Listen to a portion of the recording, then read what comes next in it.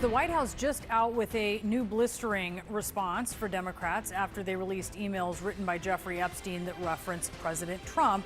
Here's Press Secretary Caroline Leavitt.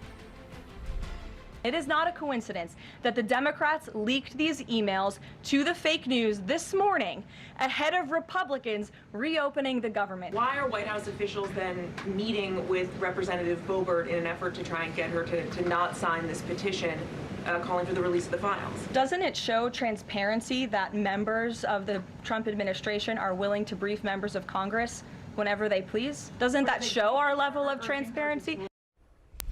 In one email from 2011, Epstein writes, quote, "The dog that hasn't barked is Trump. Redacted victim spent hours at my house with him." House Oversight Republicans earlier questioned why Democrats redacted the name, saying, quote, "It's because this victim, Virginia Giuffre, publicly said that she never witnessed wrongdoing by President Trump." We have CNN's Caitlin Collins, who is live at the White House. Caitlin, we heard Leavitt address this meeting at the White House that's expected to happen today. It does include Congresswoman Lauren Boebert. What have you learned about it?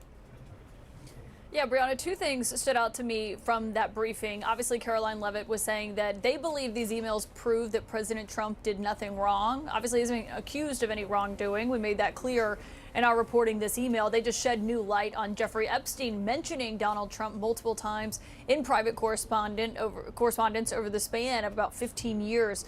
They did not deny that Donald Trump spent time with Virginia Giuffre at Jeffrey Epstein's house. That is obviously what Jeffrey Epstein was insinuating in that email to Ghislaine Maxwell from April 2011. But obviously they were critical, highly critical of Democrats on the House Oversight Committee for releasing these emails that they got as a result of that bipartisan subpoena. But it was a pretty short briefing, Brianna. Obviously it was about 1:25 or so when the press secretary came out with the FBI director, Kash Patel, who gave an opening statement that was unrelated. It had to do with fentanyl and China. He left without taking questions. And then Caroline Leavitt delivered her own opening statement before taking questions. So relatively few questions in that briefing there, but obviously several of them were about these new emails from Jeffrey Epstein to Ghislaine Maxwell and to the author, Michael Wolff. And the other thing that stood out is that meeting that we exclusively reported on here at CNN, where the White House was hosting Lauren Boebert, a Republican congresswoman of Colorado, who has said, yes, she agrees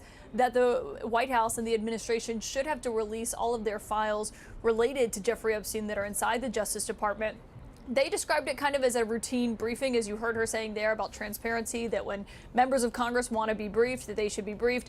Let me tell you, Brianna, it is incredibly unusual for the Attorney General, the Deputy Attorney General, and the FBI Director to brief a single member of Congress. They weren't briefing her because she was the chair of a committee on a pressing matter. If she wanted to talk about the Epstein files, and that is what they talked about, it is unusual to have that high level of Justice Department power sitting down here at the White House with a Republican congresswoman. But what also stood out from that is Caroline Leavitt is confirming our reporting that, yes, that meeting did take place. And of course, a question is the White House's effort to try to get some of these Republican members to take their name off of that petition, and whether or not it will be successful, that still remains to be seen. But to describe that as a routine briefing, it is certainly not, Brianna.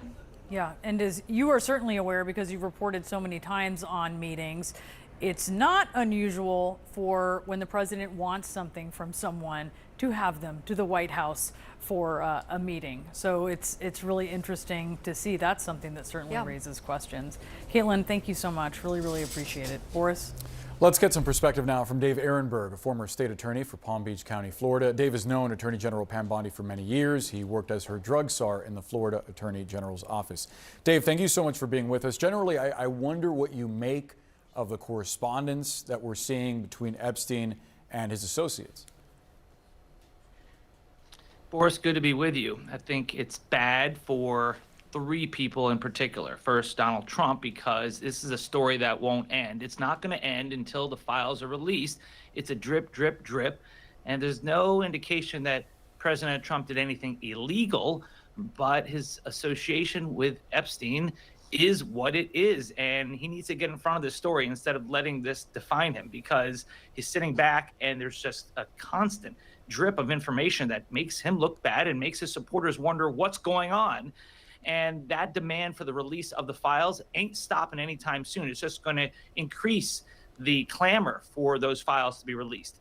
Number two, it makes Ghislaine Maxwell look like the liar she is. And I don't think she's going to get that pardon or commutation of her sentence anytime soon, because she said that she doesn't remember seeing President Trump ever visiting Jeffrey Epstein at the house. Well, the emails show that she does recall that. In that email, she reminds Jeffrey Epstein she remembers that when Trump would visit Epstein at the house. And then third, Michael Wolff, who's a journalist, but it looks like he's giving free legal/PR advice to a pedophile. He needs to come clean as to what this is all about.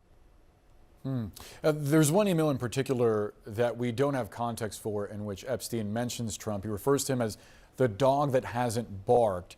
And notably, Republicans on the House Oversight Committee identify the person who's redacted in this note as Virginia Giuffre, who has never accused Trump of wrongdoing, but these emails show that Epstein says Trump spent hours with her at my house. I wonder just what you make of that, and the argument from Republicans that that redaction in itself is meant to imply something that Giuffre never accused Trump of. Yeah, it's correct. I do think the Republicans have a point here that the name Virginia Giuffre was redacted, but Virginia Giuffre, in her book and in public statements, has never accused Trump of anything improper, said that he didn't do anything improper. The question is whether or not they spent time at Epstein's home. That's still an open question. And also, Virginia Giuffre has had some issues in the past of credibility, which is why she wasn't called as a witness in Ghislaine Maxwell's trial. But the fact that Epstein says that Trump spent hours with Giuffre at the house tells me that there's still more that we don't know. And it is consistent with Trump saying that a reason why he broke off the friendship with Epstein is because Epstein and Ghislaine Maxwell were poaching employees from Mar-a-Lago, and Virginia Giuffre was one of them. I wonder what you think that members of the administration, including Attorney General Bondi, are presenting right now to Congresswoman Boebert, given that this discharge petition, at least as of the latest math that we've seen, appears to be on its way to passing the House. It's unlikely to get anywhere in the Senate. Very unlikely President Trump is going to sign it after being so vocal in his opposition of it. But it does put members of Congress on the record. So I wonder what you think she might be being presented with that us as members of the public may not be seeing.